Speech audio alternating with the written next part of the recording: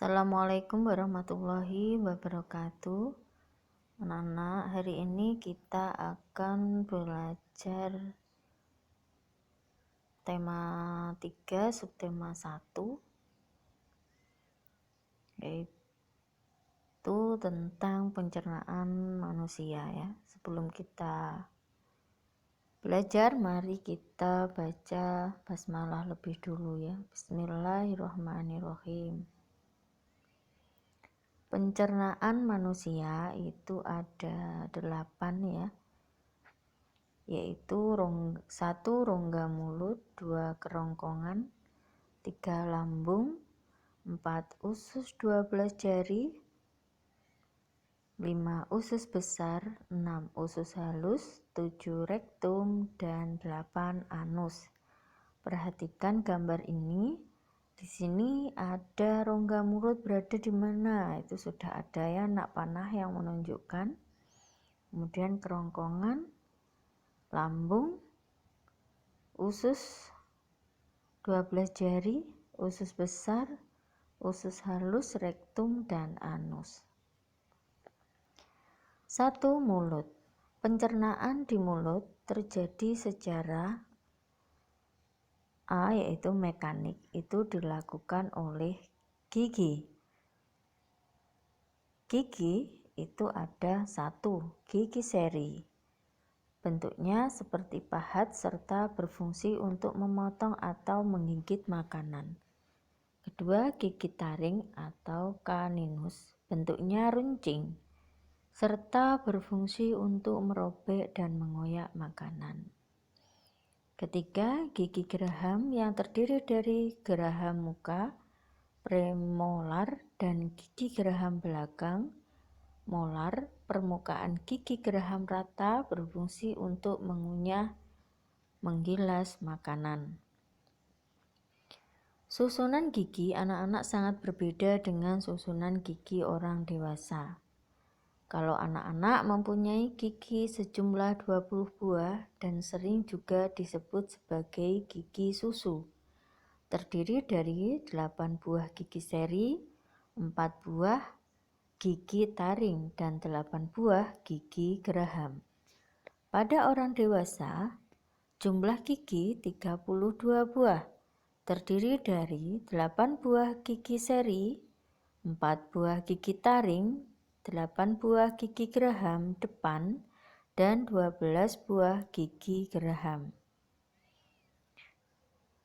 Kimiawi dilakukan oleh enzim amilase atau ptialin, berfungsi mengubah zat tepung atau amilum atau karbohidrat menjadi zat gula. Kedua, yaitu kerongkongan atau esofagus. Kerongkongan berguna sebagai jalan masuk makanan dari mulut ke lambung. Di kerongkongan terjadi gerak peristaltik, yaitu gerak melebar dan menyempit, bergelombang dan meremas-remas untuk mendorong makanan ke lambung. 3. Lambung atau ventriculus.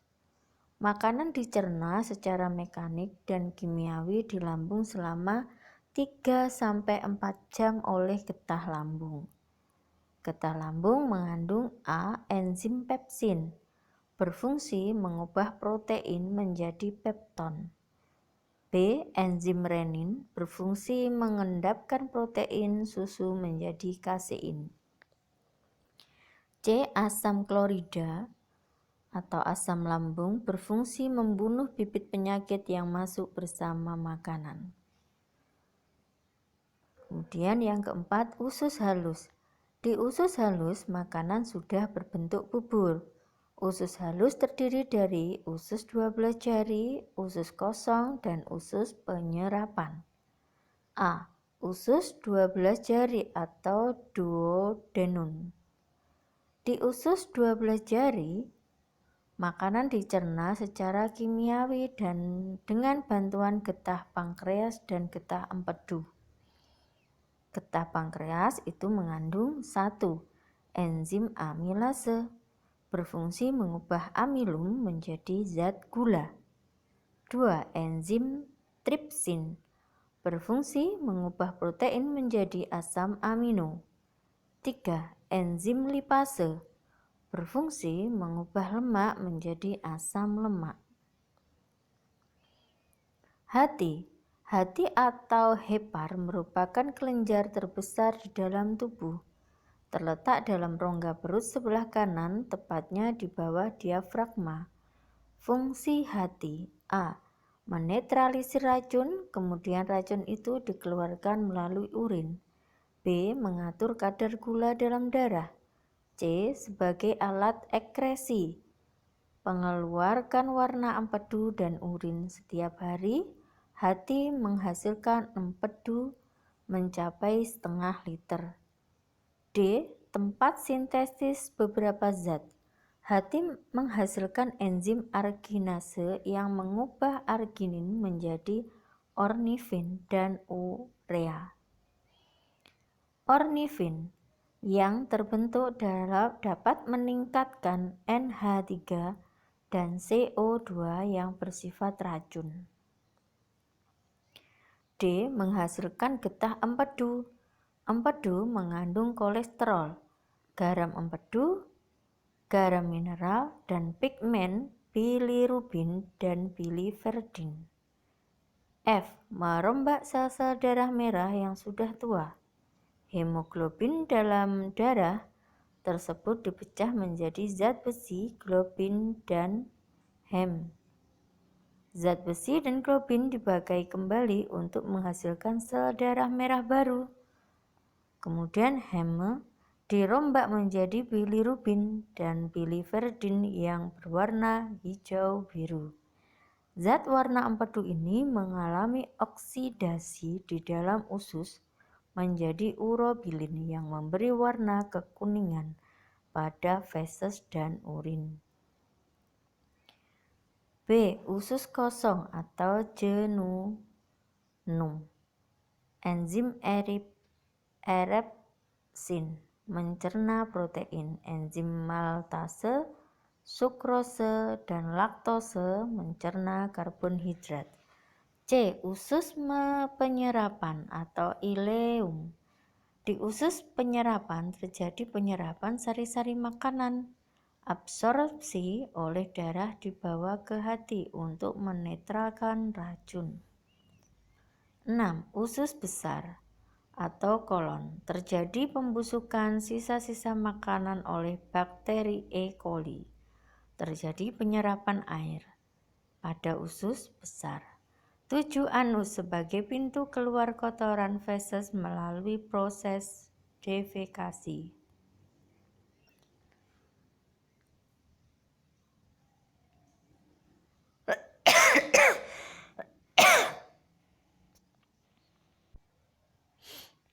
Makanan dan kesehatan. Makanan yang kita konsumsi harus bergizi seimbang, yaitu mengandung seluruh zat yang diperlukan tubuh, karbohidrat, lemak, protein, air, mineral, dan vitamin. Zat makanan dikelompokkan menjadi 3, yaitu zat tenaga, karbon dioksida, dan lemak. 2. Zat pembangun, ada protein dan mineral. 3. Zat pengatur, vitamin dan mineral. Karbohidrat arang, hidrat arang, berfungsi sebagai sumber energi, sumber tenaga. Sumbernya dari makanan yang mengenyangkan, contohnya beras, jagung, gandum, singkong. Makanan jika banyak mengandung karbohidrat, jika ditetesi lugol berubah menjadi warna biru kehitaman. Kekurangan karbohidrat menyebabkan busung lapar. Kedua, lemak. Fungsi menghasilkan tenaga cadangan makanan, melarutkan vitamin A, D, E, K, kemudian menghangatkan tubuh. Macam-macam lemak nabati berasal dari tumbuhan, contohnya kacang tanah, kacang kapri, kelapa, kemiri, avokat, dan sawit. Kemudian B. Lemak hewani berasal dari hewan, misalnya daging, susu, mentega, keju, minyak ikan, dan lain-lain. Kelebihan lemak menyebabkan obesitas. Kekurangan lemak menyebabkan disleksia, sulit membedakan, sulit konsentrasi, autis, depresi, daya ingat lemah. Protein berfungsi membantu pertumbuhan, mengganti sel-sel yang rusak, zat pembangun. Macam-macam protein nabati dan protein hewani. Protein nabati berasal dari tumbuhan, protein hewani berasal dari hewan. Makanan jika banyak mengandung protein, jika ditetesi larutan akan berubah menjadi ungu. Kekurangan protein menyebabkan kwashiorkor. 4. Air. Fungsi mengatur suhu tubuh, pelarut vitamin B dan C. Kekurangan air menyebabkan dehidrasi atau infeksi kandung kemih. Vitamin. Fungsi mengatur metabolisme dan perlindungan tubuh. Ya. Contoh vitamin A itu mencegah rabun senja. Sumbernya hati, susu, mentega, minyak ikan, kemudian kuning, telur, wortel, papaya, dan tomat. Vitamin B mencegah beri-beri, contohnya beras merah, kacang, jagung, dan lain sebagainya. Kemudian vitamin C mencegah sariawan atau skorbut, contohnya buah-buahan. D membantu pertumbuhan tulang, mencegah rakitis, contohnya ada minyak ikan, kuning telur, susu, ikan, dan lain sebagainya. Vitamin E mencegah kemandulan, menghaluskan kulit, contohnya kecambah, telur, mentega, susu. Vitamin K membantu pembekuan darah atau mencegah hemofilia, contohnya sayur hijau, kedelai, susu, kuning, telur. Kemudian 6 mineral berfungsi mengatur tubuh, contohnya kalsium atau zat kapur, yaitu kegunaannya pembentukan tulang dan gigi, contohnya sayur, susu, telur, ikan. 2. Fosfor, pembentukan tulang dan sel tubuh, contohnya daging, susu, telur, dan bijian. Fluor, menjaga kesehatan gigi, yaitu kuning, telur, susu. Yodium, mencegah gondok, yaitu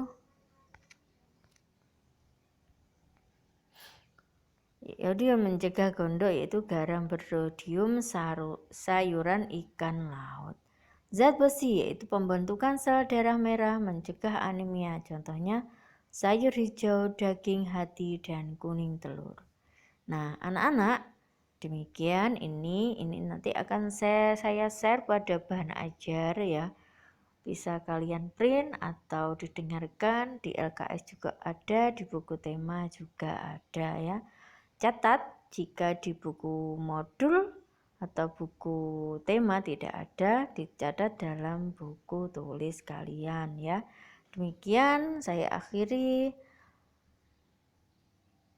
Kita baca hamdalah dulu ya. Alhamdulillahirabbil alamin ya. Wassalamualaikum warahmatullahi wabarakatuh.